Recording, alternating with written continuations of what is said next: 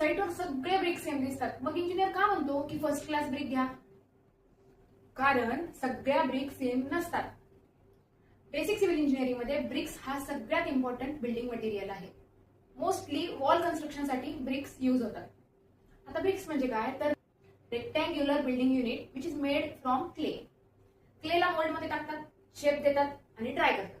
Dry केल्यानंतर त्याला भट्टीत टाकतात आणि बर्न करतात. आणि या सगळ्या प्रोसेसमधून स्ट्रॉंग ब्रिक तयार होते. क्ले, मोल्डिंग, ड्राईंग, बर्निंग या प्रोसेसला म्हणतात मॅन्युफॅक्चरिंग ऑफ ब्रिक्स. आता ब्रिक्स यूज कुठे होतात? Wall construction, small building, foundation, partition wall.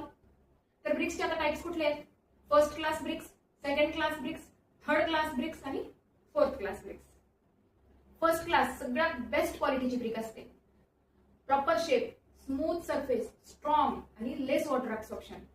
आणि फर्स्ट क्लास ब्रिक यूज कुठे होते? गुड कन्स्ट्रक्शन आणि इम्पॉर्टंट बिल्डिंग्स मध्ये. सेकंड क्लास ब्रिक ही मीडियम क्वालिटीची असते. सरफेस रफ असतो आणि स्ट्रेंथ मीडियम असते. यूज कुठे होते? Normal construction and wall under plasters. आता थर्ड क्लास ब्रिक ही वीक असते, सॉफ्ट असते, जास्त पाणी ऍब्झॉर्ब करते आणि स्ट्रेंथ सुद्धा कमी असते. आणि यूज कुठे होतो? टेम्पररी वर्क्स मध्ये. तर last type fourth class brick. Fourth class brick ही ओव्हर बर्न्ट ब्रिक असते, ब्रेक झालेली असते, शेप सुद्धा प्रॉपर नसतो. आणि यूज कुठे होते? रोड कन्स्ट्रक्शन मध्ये आणि ऍग्रिगेट्स. चला फास्ट लक्षात ठेवू.